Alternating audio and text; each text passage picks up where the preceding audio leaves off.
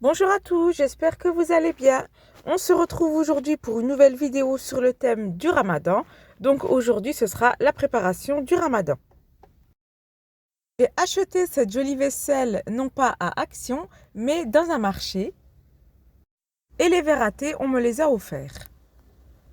Les assiettes et le service pour le Ramadan avec les bols et la soupière viennent du marché. C'est tout de la même gamme avec les mêmes motifs.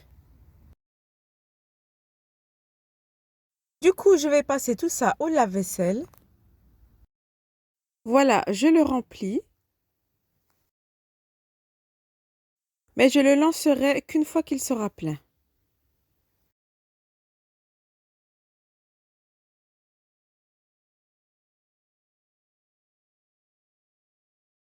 Je vous montre de plus près. Franchement, les motifs sont vraiment beaux. Je vous ferai très prochainement une vidéo de table de Ramadan avec cette vaisselle. Je vais aussi laver ces verres à thé, mais je ne vais pas les mettre au lave-vaisselle car ils ne passent pas dedans. Pour un gain de temps, je vais vous montrer une petite astuce pour par exemple le persil, la coriandre ou les oignons. D'abord, vous nettoyez, vous enlevez les mauvaises herbes et ensuite vous coupez en morceaux. Les mettre dans votre hachoir. Ensuite, vous viendrez les mettre dans le moule à glaçons pour les congeler.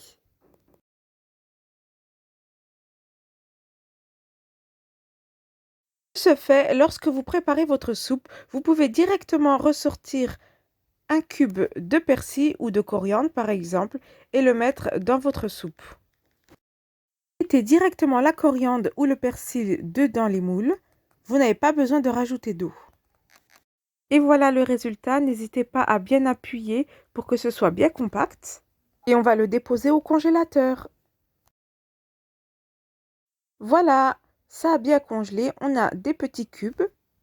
Je vais les sortir pour un gain de place dans mon congélateur et les mettre dans un sac congélation. Ne vous inquiétez pas, maintenant qu'ils sont déjà congelés, ils ne vont pas recongeler entre eux. Autre petite astuce de rangement pendant le Ramadan, j'ai trouvé cette petite boîte à Ziman pour 1,99 € avec 3 compartiments, idéal pour ranger les petits sachets de levure ou de sucre vanillé.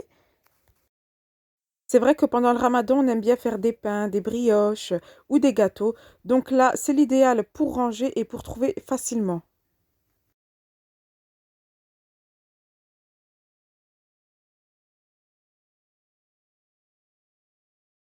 On termine avec ces petites boîtes hermétiques que j'ai achetées à Action pour ranger tout ce qui est couscous, semoule, lentilles. Après les avoir lavées, je viens verser mes condiments à l'intérieur. C'est des choses qu'on utilise principalement pendant le Ramadan, comme la semoule, le fric, les lentilles. Encore d'autres choses que j'avais déjà mis dans les pots, comme la farine. Mes boîtes sont finalement un peu trop grandes, mais ce n'est pas grave. Je termine avec le fric. Je ne sais pas si vous connaissez, ça se met dans la soupe. Je préfère vraiment ça aux pâtes.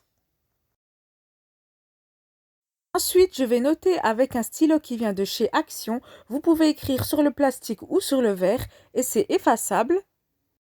Je vais noter la date d'ouverture des sachets et ainsi que la date de péremption.